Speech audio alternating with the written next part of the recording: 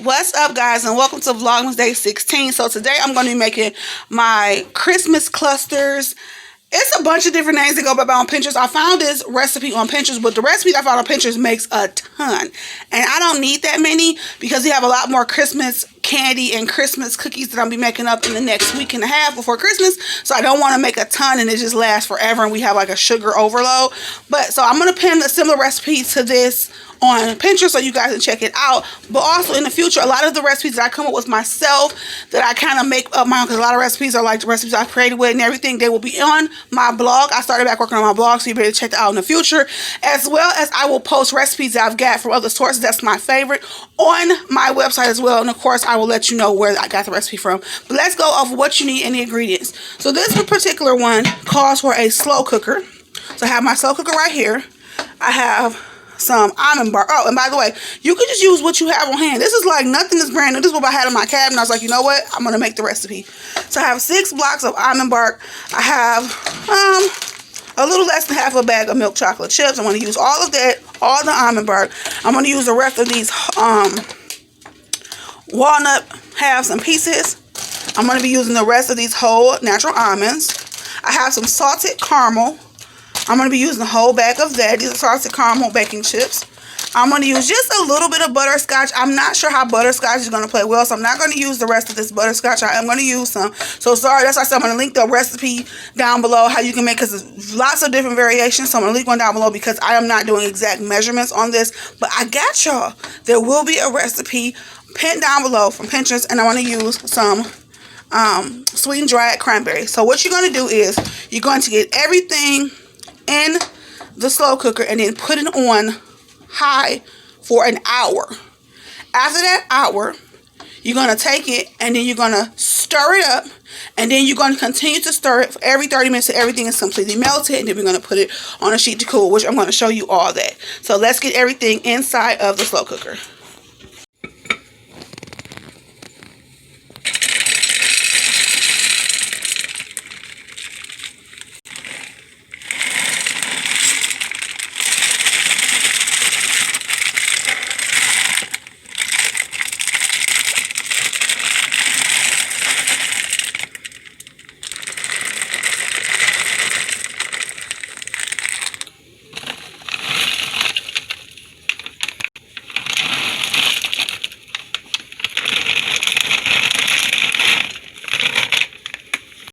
So I have everything.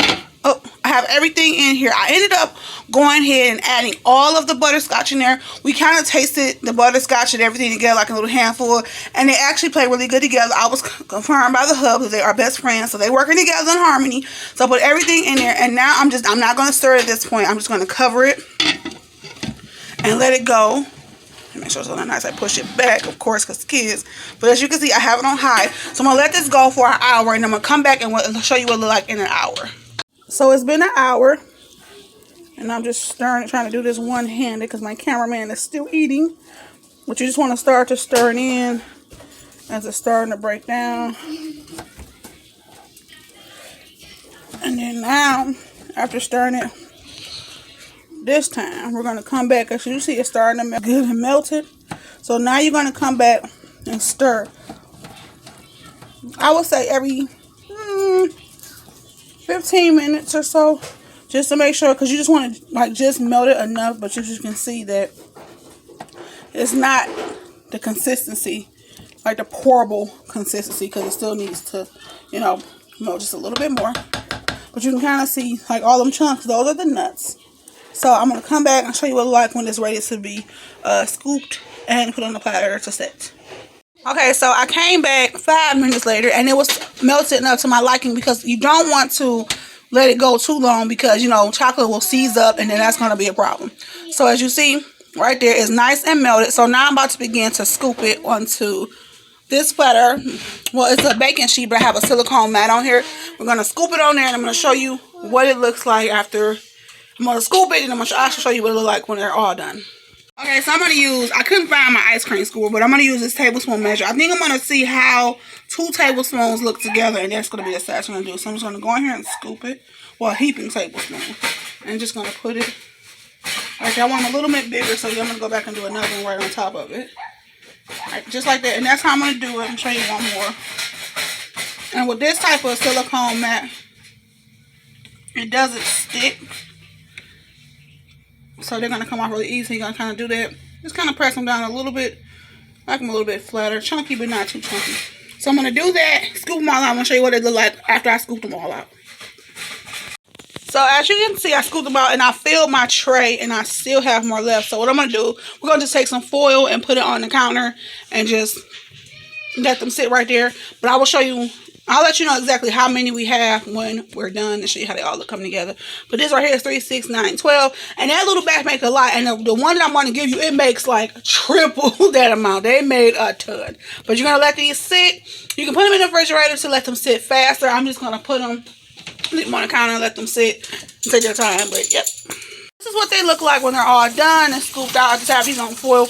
I'm going to move these back because we don't want the 3-year-old getting happy before they set. So in total it made 29. It would have made 30, but just put that glob right there. But that's it. And my suggestion to you will rinse out the slow cooker immediately, because even though chocolate comes out easily, you just less hassle when you are, you know, gotta wash dishes. But this is what they look like. So thank you for watching this video. If you like videos like this and like recipe videos, don't forget to give it a thumbs up. Subscribe if you haven't already.